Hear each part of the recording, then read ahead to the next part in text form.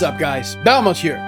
So, Castlevania has always had a pretty extensive gamut of enemies and their distinct names. From obvious ones like the Skeleton, X-Armor, and the Ward, to names that would require an in-depth knowledge of religion, literature, and mythology to understand, such as Barbarisha, a demon present in the Divine Comedy, or the now popular Carmilla, a female vampire from the eponymous 1871 novel by Irish author J. Sheridan Le Fanu.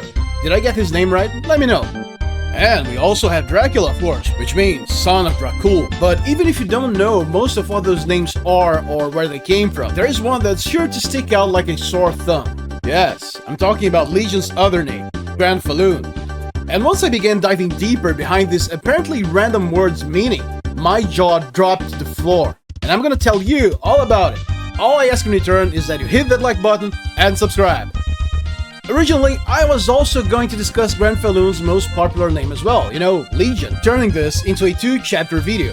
However, as my research unfolded, I realized there were a lot of things to mention about Granfalloon, so I decided to leave the Legion analysis out, as not to hit you with some serious helmet fire and overload you with information. And quite frankly, once you understand what Granfalloon means, chances are you'll never refer to this giant mass of bodies as Legion again. At least, I won't.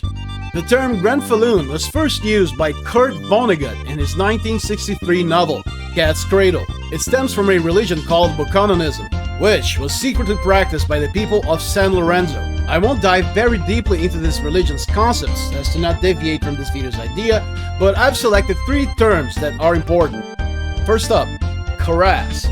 A group of people linked in a cosmically significant manner, even when superficial linkages are not evident. Second, Dupras. A Dupras is a Karas between only 2 people who almost always die within a week of each other, such as a loving couple who work together for a greater purpose.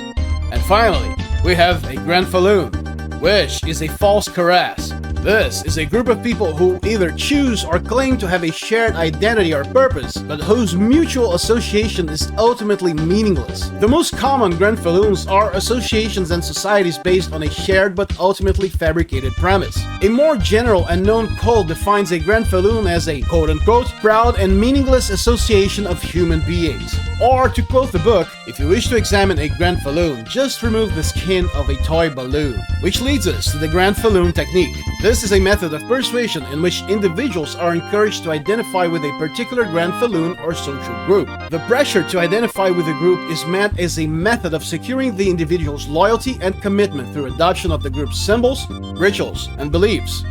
In social psychology, the concept stems from research by the Polish social psychologist Henry Teifel, whose findings have come to be known as the minimal group paradigm.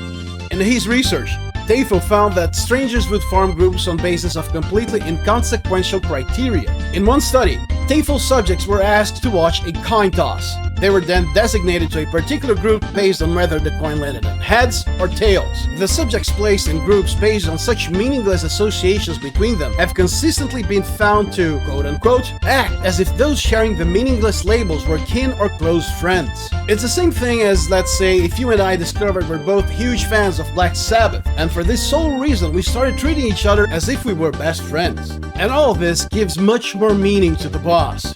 Let's take a look at Symphony of the Night's arena where you fight it. It's an endless pit of death and decay.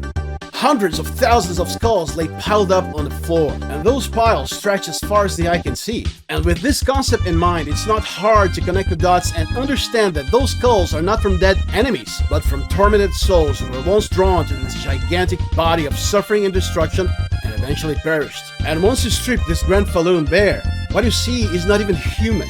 It's a destructive core with no bigger purpose or even intelligence. It's just there in order to lay waste to whatever comes near. And those who become part of it are tightly squeezed together, so much that they form a shield around this being, or should I say, idea, as if to protect it, but in the end, it yields them nothing and generates no real connection between each of those countless souls.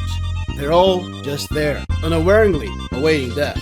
And here's a fun fact. Igarashi himself is a big fan of Kurt Vonnegut, and chose this alternate name for Legion because he believed the concept created by Vonnegut would be a perfect way to encompass all of this boss signified. And now I want to hear from you. Can you tell me an example of a Granfalloon you can identify either in your life or in society as a whole? So, there you have it. It's amazing how our perspective about an enemy or something changes once we understand the meaning behind its name, huh? And this goes to show that Castlevania is not just about the Belmonts whipping Dracula out of existence. If you know where to look at, there's plenty for us to see. So that was it for this video. I hope you found it informative. I sure enjoyed my time researching it, and I'll see you next time. Belmont out.